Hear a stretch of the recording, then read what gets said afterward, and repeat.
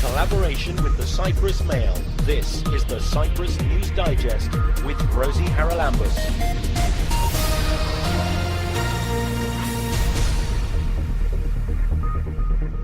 It was International Women's Day last week, so unsurprisingly there were several events organised to mark the occasion, and this week's programme is very much gender biased.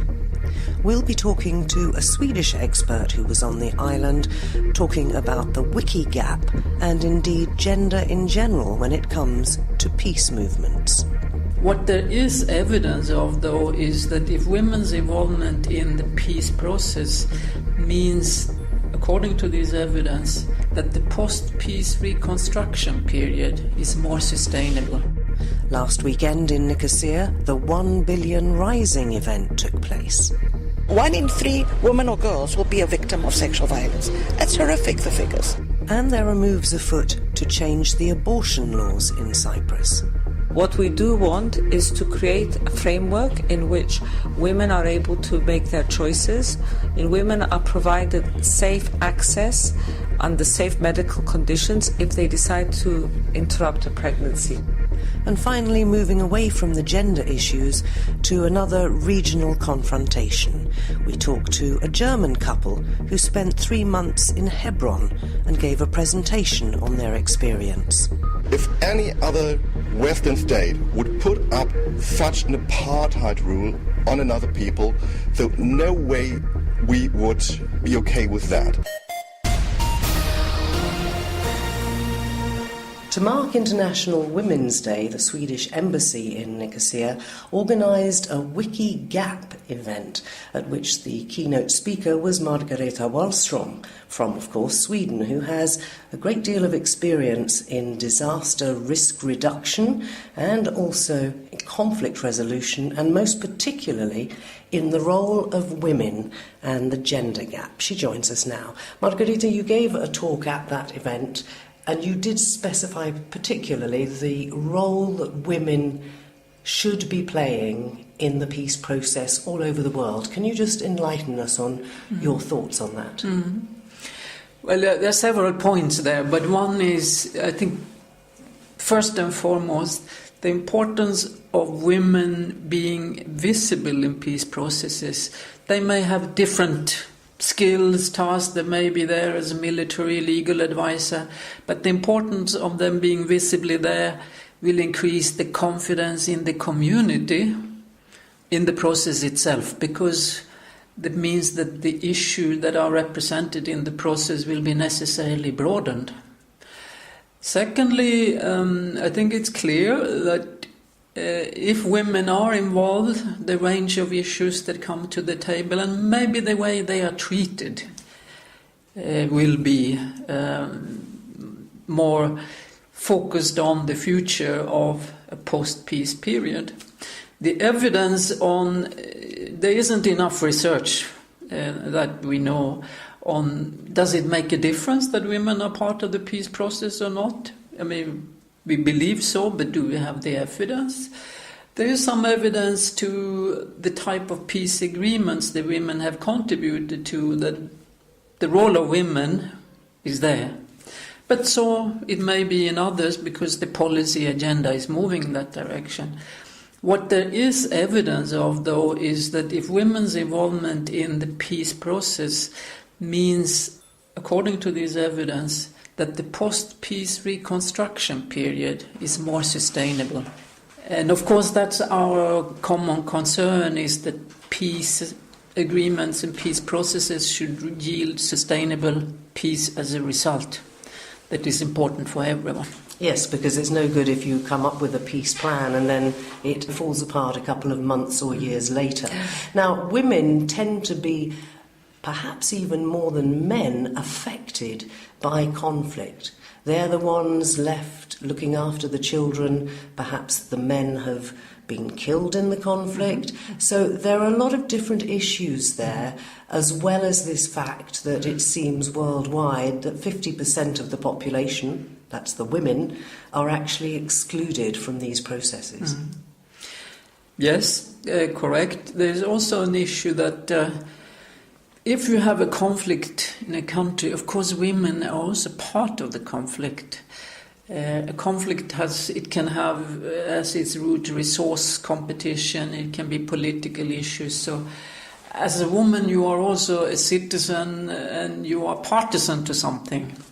So to get to the point where you actually want peace and you can join forces with other women in setting issues on the agenda that are common concerns, not concerns that divide us, is a critical step forward.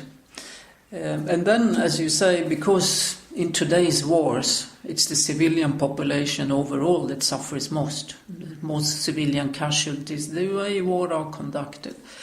So, and if men are the fighters, the women, young people and the elderly are the ones that suffer most. Displacement, poverty, violence, sexual harassment, abuse by every side. So of course women's willingness to organize and work together to, one, say we want peace, and this is the way we would like the peace process to happen, that it includes us and all of society in order to make it sustainable, is the model, the vision that we see. Today's peace process are rarely like this. But it doesn't mean that the influence of the civil society on the peace process can take many forms. And it does. But we are still very convinced that the visibility of women in the process is important for the confidence we can have in the process. And that's a reflection, isn't it? If we come back to that event last week on Wiki Gap, it's a reflection about the global view of this half of the population.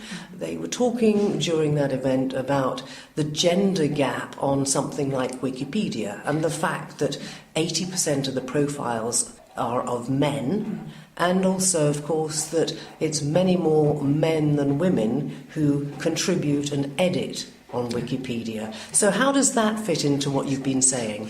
Well, I think it's, the issue of the lack of visibility, the invisibility of women is reinforced by that kind of such an obvious. I think we all knew this about Wikipedia, but how many of us decided, okay, fine, I'll contribute to change that imbalance? So this type of event, I think, is both an exciting and funny, but it's a wake-up call that we have to contribute to it. We cannot blame others for this. But I think it's also, overall, let's say, women in history, or women that have played significant role in history. We also know from research women in literature, in arts, in politics. I just read an interesting article on women ambassadors. I mean, hundreds and hundreds of years women were already ambassadors, but it ended for some political changes. So I think this invisibility of women in history overall contributes to the invisibility today, and we are not ourselves so conscious about it, so that we try to adjust it. But I hope this initiative with Wiki Gap, if it takes off, really will begin to change that. It may look as a simple thing, but it's very important when you go to Wikipedia and you search for something and you get maybe 6 male names and at least 3 instead of 8 men and 1 woman, and very often not that.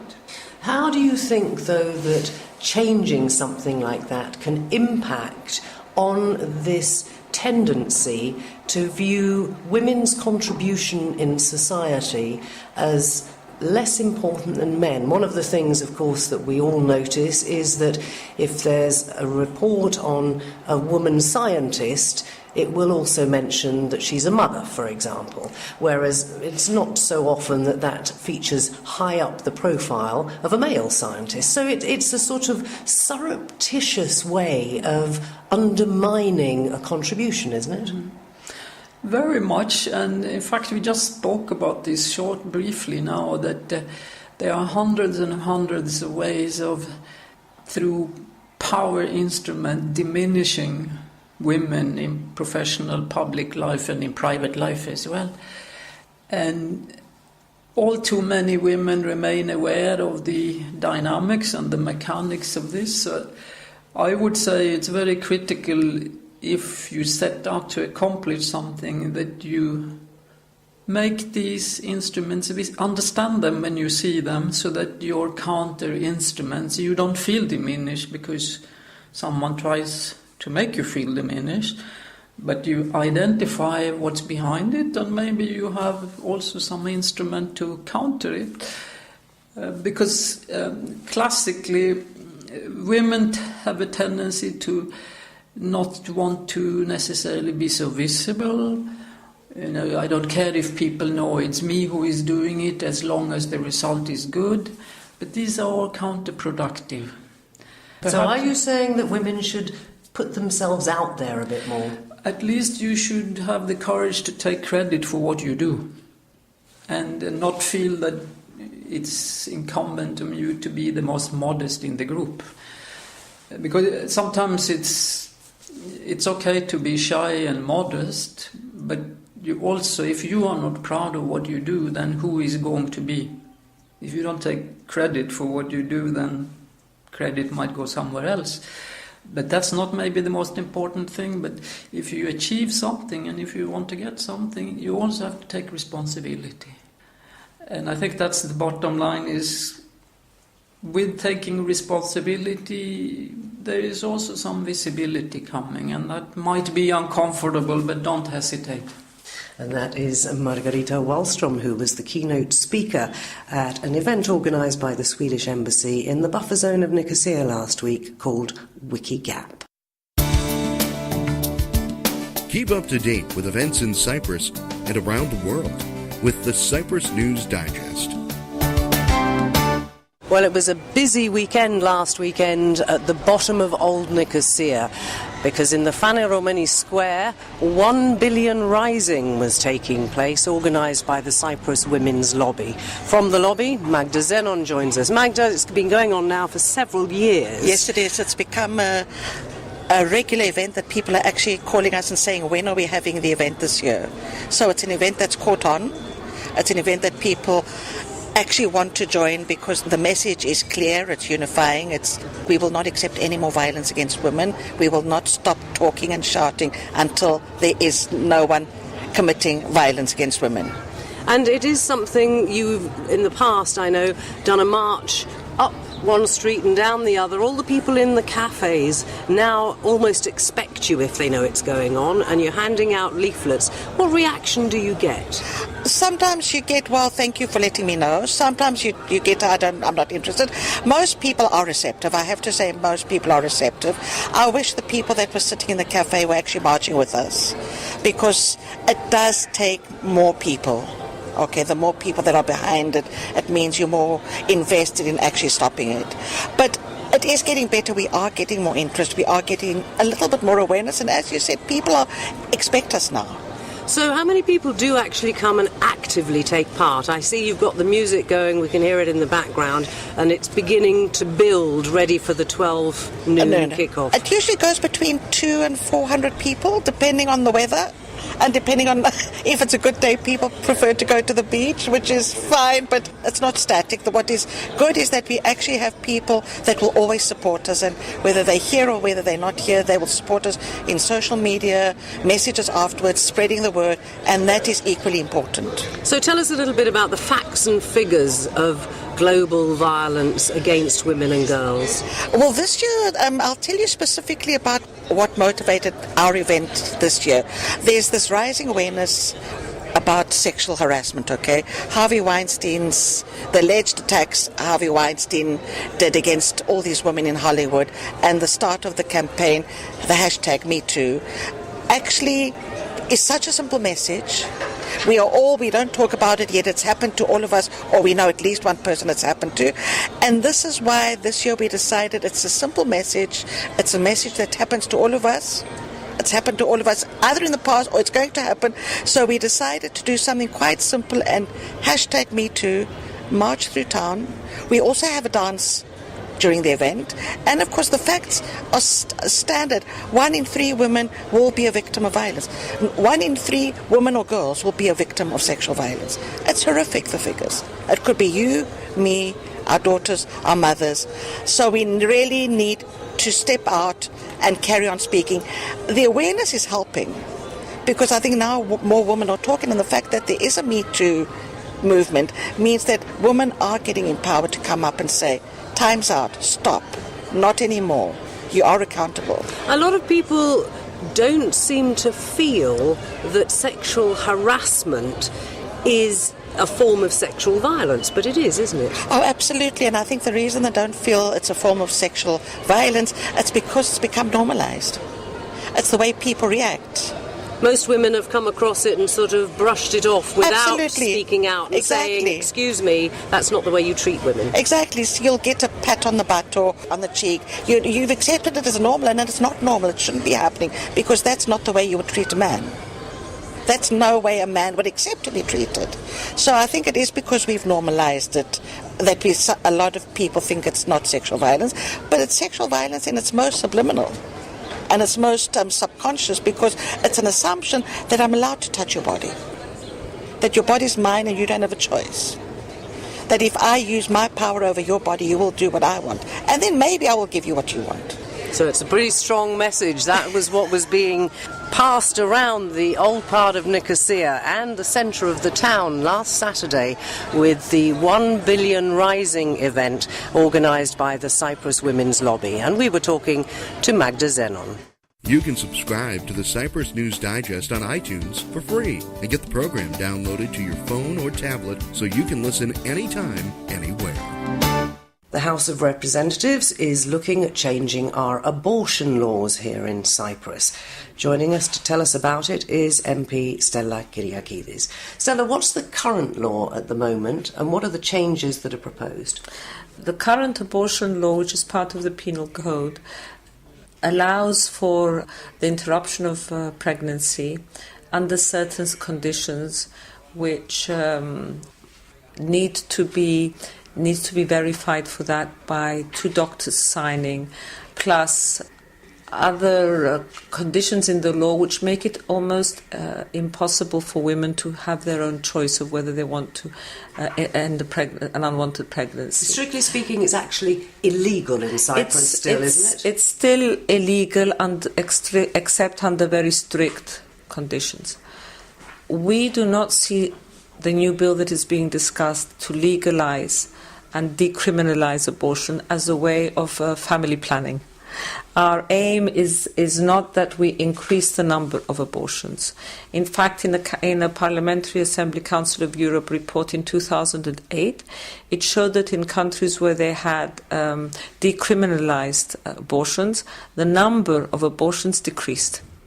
What we do want is to create a framework in which women are able to make their choices, and women are provided safe access under safe medical conditions if they decide to interrupt a pregnancy. Because let me ask you this, we don't have figures, I suppose. There are no figures. There must be backstreet abortions. Wherever it's illegal, yes. People go We to need to backstreet decriminalise abortions. it, because the only thing that we're doing if we don't decriminalise it is we're pushing it underground.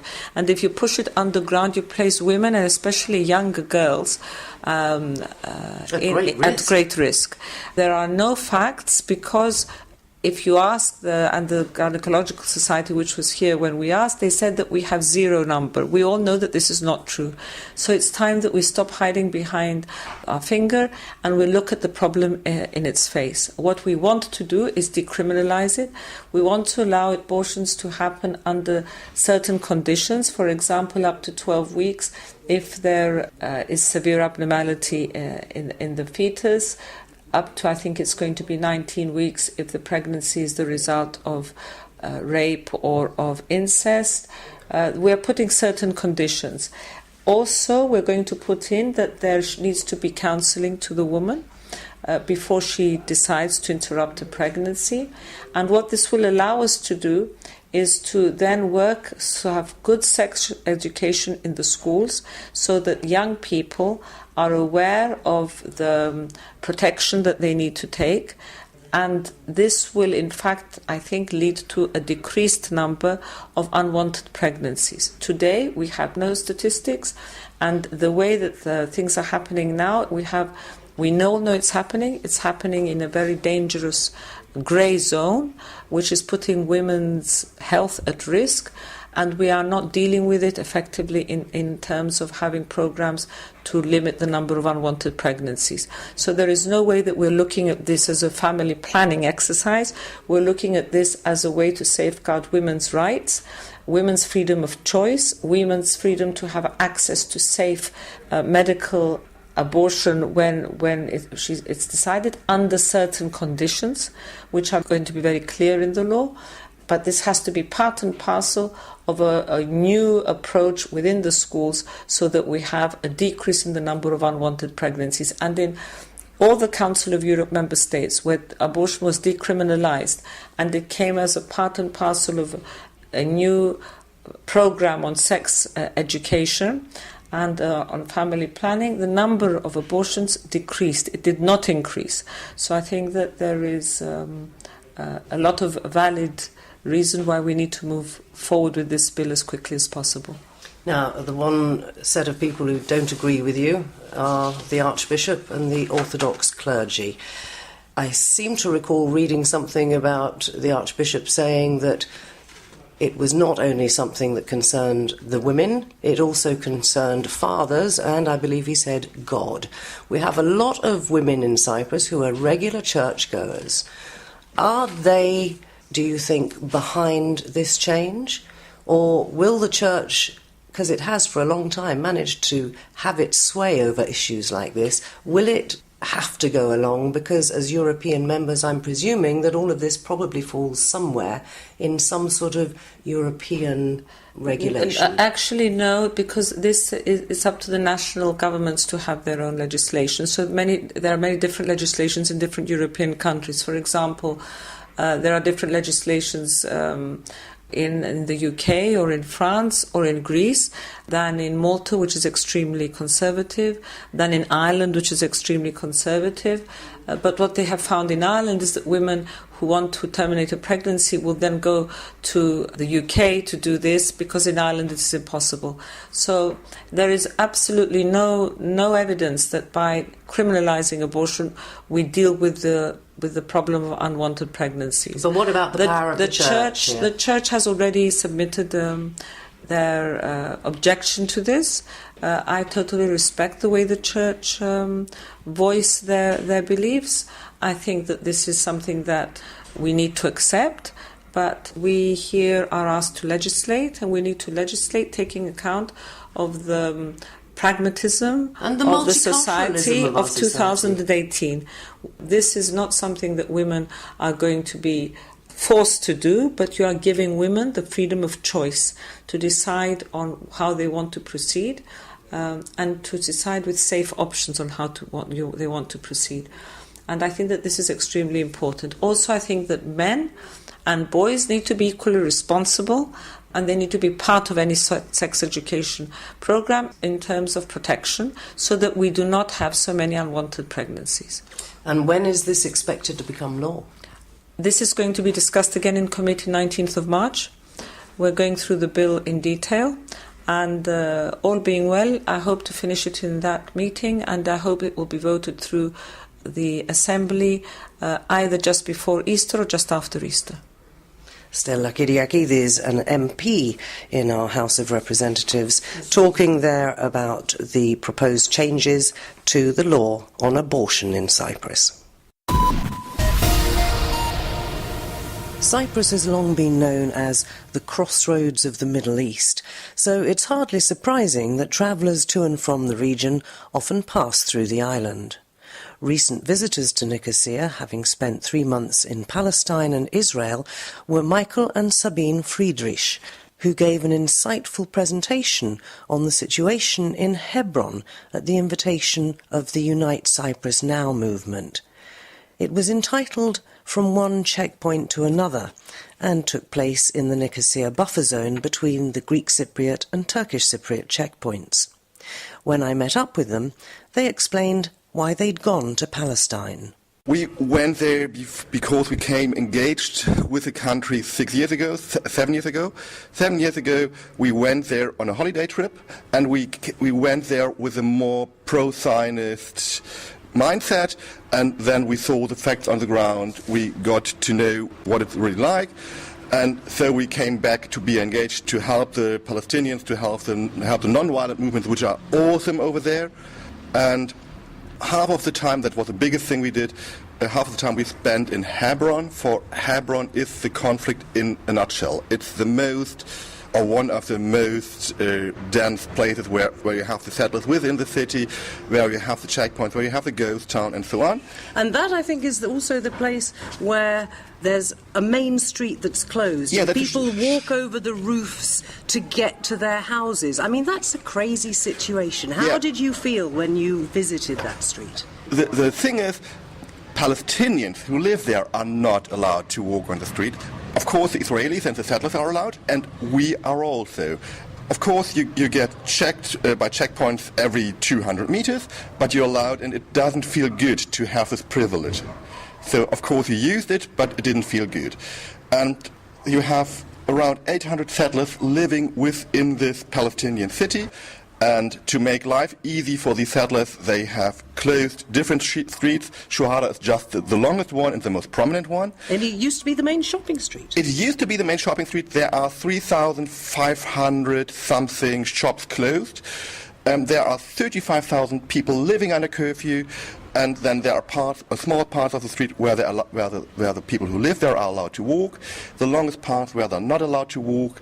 And then there's one part of the street where the segregation is not due to nationality, but due to religion. So you get asked, which religion do you have? And so they only know Christian, Jewish, and Muslim. And if you answer atheist, they'll ask you, you're a Muslim or a Christian atheist? And I answered both. And I believe in neither of those. And it didn't work. I mean, let's bring you in here.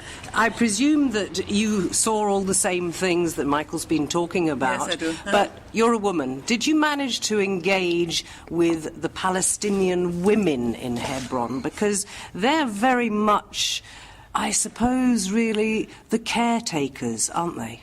They are the caretakers of the houses mostly, but we met there a lot of very strong and powerful women who managed, for example, the kindergarten in the ghost town, what is a very special thing there, who managed the normal stuffs, going shopping, try to go shopping from the ghost town in the normal city. And mostly they are at home, take care of the children, take care that they go to school in a safe way through the checkpoints, through the areas where they are allowed to go in the ghost town. But basically they're running the gauntlet, aren't they, every single day of their lives? Every single day of the life, again and again and again. And it never stops. Michael, you mentioned the huge movement, non-violent movement across Palestine. Yeah. And it exists, and it's so from the outside you hear in the news if there's one of these rockets from Hamas coming over, but you don't hear the demonstrations, the everyday things. And it's not just demonstrations. So Bina mentions the kindergarten. There is, in the ghost town of Hebron, there's one house, it was obvious settlers wanted to take it. And then Youth Against Settlements, that's the group we worked with, they smuggled in a whole kindergarten overnight. So the playground, everything to maintain the building, everything you need inside a kindergarten, and they opened up a kindergarten. So now you have a kindergarten, which is the only kindergarten in this ghost town area, instead of a new settlement. And the next project is a cinema.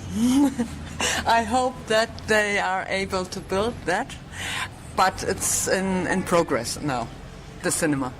so from all the people that you've met and the things that you've seen while you were there, are you both, if you like, confident that the resolve of the Palestinian people will hold out? Because this has been going on now for years. So they're very strong in holding out. They have the Arabic word, Palestinian word for that is samad. So they will, in the long run, need our assistance. They will need it for Israel is fueled by the Western world. They get their money from the European Union, from the US, from Germany. So if any other Western state would put up such an apartheid rule on another people, so no way we would be okay with that. If the UK would start something like that again, or France or Germany, no one would tolerate it. The only state that is counted to the Western world which is tolerated to do that is Israel. And so they will succeed if we help them. Michael and Sabine Friedrich, who were in Nicosia recently giving a presentation on their 3 months in Hebron in Palestine.